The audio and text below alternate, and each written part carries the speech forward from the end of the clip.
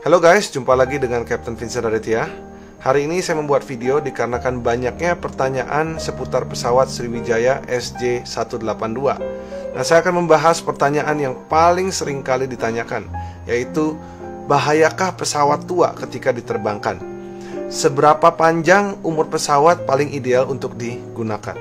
Nah, ini pertanyaan yang paling banyak ditanyakan. Banyak sekali orang yang malah khawatir ketika mereka akan terbang dengan pesawat tua. Saya di sini akan berikan pandangan saya sebagai seorang pilot mengenai pesawat tua yang diterbangkan. Nah, banyak sekali orang yang berpikir dan berkhawatir sekarang, wah, kalau pesawat tua saya nggak mau terbangkan. Ini yang harus diluruskan, karena namanya publik pasti mereka tetap harus bertransportasi. Nah, ketika mereka bertransportasi, tidak tertutup kemungkinan bahwa mereka akan menaiki pesawat tua. Maka dari itu, hari ini sifat dari video ini memberikan informasi edukasi buat kalian semua yang akan terbang di kemudian hari. Nah, pesawat dikatakan tua ketika mereka sudah memasuki 50.000 jam ke atas. Ini sudah dikatakan memasuki masa tuanya. Untuk limitasinya sendiri, apakah pesawat tua itu bisa diterbangkan? Jadi tidak ada limitasi di mana pesawat itu harus stop dioperasikan. Pesawat itu sampai pesawat tahun-tahun 1930, 1940 pun kalau memang dia di-maintain dengan baik, masih bisa digunakan. Cuman yang jadi masalah adalah cost. Cost untuk memperbaiki pesawat itu, semakin lama pesawat itu in service, semakin banyak jam terbangnya, otomatis lebih banyak pengecekan yang harus dilakukan. Bukan saja dari airframe ya, mesinnya juga sama. Mesinnya ketika hot sectionnya, bagian dari dalam hot sectionnya harus di-replace ketika sekitar 20.000 jam. Kalau core sectionnya kurang lebih ya, kalau nggak salah sekitar 25.000 jam. So, airline tuh semakin berpikir ketika mereka harus replace sendiri. Tiba di satu titik di mana mereka harus keluarkan uang terlalu besar, jadi nggak worth it lagi untuk dipertahankan pesawat ini. Jadi secara finansial mereka sudah, ini udah tidak worth it lagi untuk kita pertahankan, lebih baik kita ganti pesawat baru. Dimana pesawat baru mungkin lessor lebih mudah sekarang untuk bisa kita lease pesawat itu sendiri. Cuman pada umumnya pesawat itu dinyatakan stop service ketika maintenance cost itu kebanyakan itu sudah melebihi dari kemampuan airline untuk memaintain. Karena airline ini kan membawa penumpang, dihitung lagi dari total operating cost-nya itu, apakah masuk nih yang kita jual nih dengan penumpang itu sendiri, dengan kargo itu sendiri, apakah bisa tutup dengan maintenance cost-nya itu. Pesawat semakin baru ini semakin efisien, tapi bukan berarti pesawat baru ini artinya tidak akan jatuh dan pesawat pasti bagus. Yes, most likely pesawat baru well maintained, tapi tidak bisa menjadi satu indikator di mana satu pesawat ini, wah, pesawat baru nih pasti nggak kenapa-napa. Pesawat bekas ini pasti ada apa-apa, malas. Enggak juga. Saya banyak melihat pesawat yang sudah cukup tua, mereka di well maintain. Bahkan saya juga melihat pesawat baru yang ada banyak DMI listnya, kerusakan ketika kita harus terbang. Ada, saya pernah melihat seperti itu. Walaupun bukan sesuatu yang major ya. Kebanyakan di line ini sesuatu hal yang bukan yang sifatnya major. Biasanya itu yang minor-minor lah. Kalau major dia pasti grounded, dia tidak boleh terbang. Kita pun tidak bisa ngerilis terbang pesawat itu sendiri. So, perlu diklarifikasi bahwa pesawat tua dan pesawat muda sebagai satu indikator di mana pesawat itu jatuh karena itu tua. Kita bahas ya. Ini Sriwijaya Air ini, saya bukan membela maskapai. Sriwijaya Air, kita bisa lihat track recordnya dari tahun-tahun lalu. Mereka selalu menggunakan pesawat mulai dari 737 Classic, mulai dari 737 NG. Sekian lama belum pernah kejadian.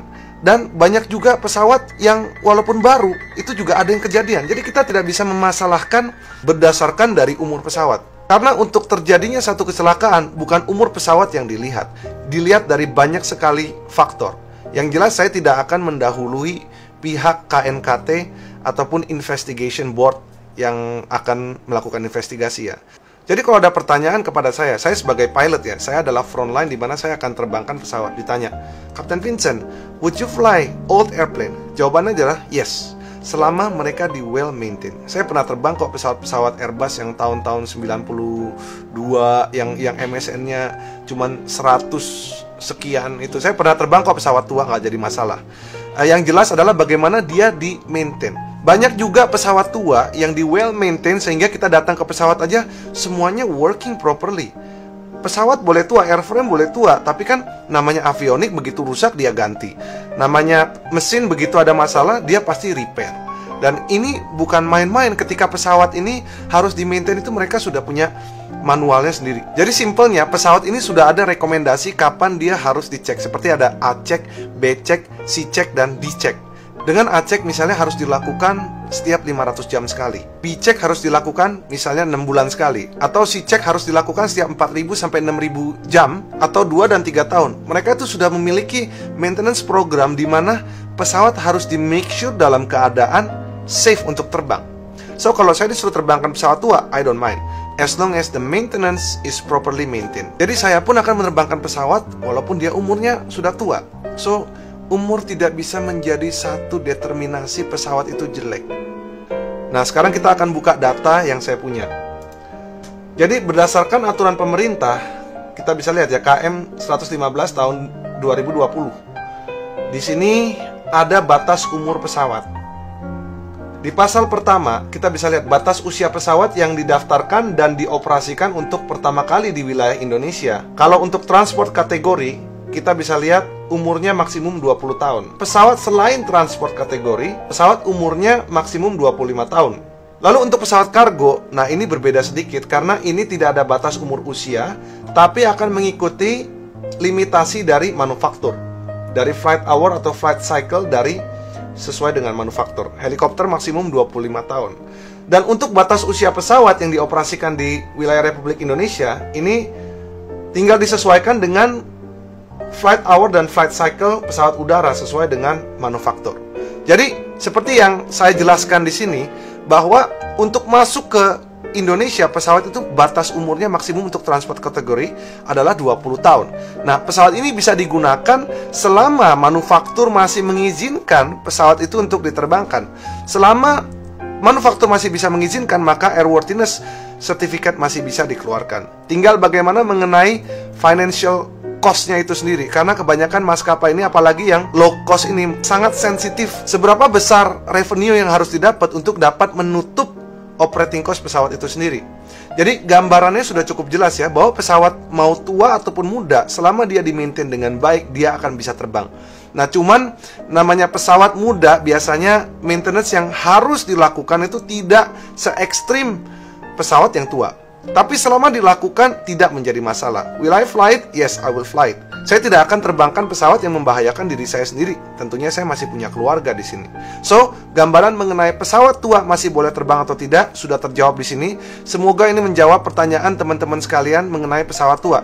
Janganlah takut guys, mengenai terbang dengan pesawat walaupun 20 tahun, 25 tahun, selama di-maintain dengan baik, kita nggak perlu khawatir. So, perlu saya ingatkan bahwa kecelakaan bukanlah sesuatu hal yang diinginkan untuk terjadi.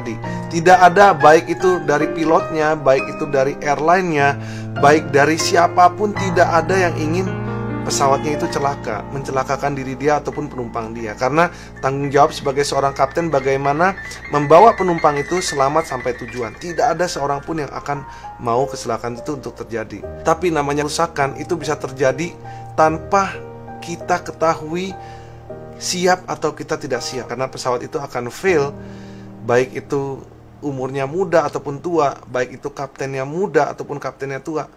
Tidak akan ada orang yang bisa mengetahui. Dia harus menghadapi situasi yang tidak seharusnya dihadapi. So, semoga video ini dapat memberikan informasi buat kalian semua. Tetaplah tabah. Saya, Kapten Vincent Raditya, mengucapkan turut belasungkawa dan turut berduka cita kepada pesawat SJ182. Semoga yang ditinggalkan terus diberikan ketabahan, dan jangan sampai semua orang khawatir dengan aviation, karena bukan berarti satu kecelakaan di sini akan menyebabkan kecelakaan lainnya di maskapai yang sama atau di pesawat yang lain. Itu tidak bisa dikatakan seperti itu. Kita bisa berikan contoh seperti ini, ketika kita terbang, misalnya 10 orang terbang di jam yang sama sekarang, dengan menggunakan pesawat yang sama di maskapai yang sama. Satu maskapai terjadi sesuatu hal yang tidak diinginkan, bukan berarti yang 9 akan melakukan hal yang sama. So guys, buat kalian yang akan traveling, tenangkan diri kalian. Ini saya tahu bahwa ini adalah sebuah shock yang besar, tapi percayalah bahwa semua pihak akan menjaga keselamatan dengan secara maksimal. Dan nantinya biarkan orang yang berkompeten akan mencari tahu berdasarkan data. Ini akan saya bahas secara keras ya, karena saya lihat ada orang yang mencari panggung. Menurut saya ini belum fasenya, dan dia bukanlah orang pejabat yang berwenang. Semua yang dikatakan itu berdasarkan yang kita bisa cari dari Wikipedia. Dan menurut saya nggak etis untuk dikeluarkan sekarang. Himbauan saya, janganlah mudah percaya kepada fake guru yang mengaku dia adalah kapten yang terbang dengan 25 jenis pesawat di seluruh dunia. Jadi terima kasih buat kalian yang sudah nonton. Jumpa lagi di video Captain Vincent berikutnya.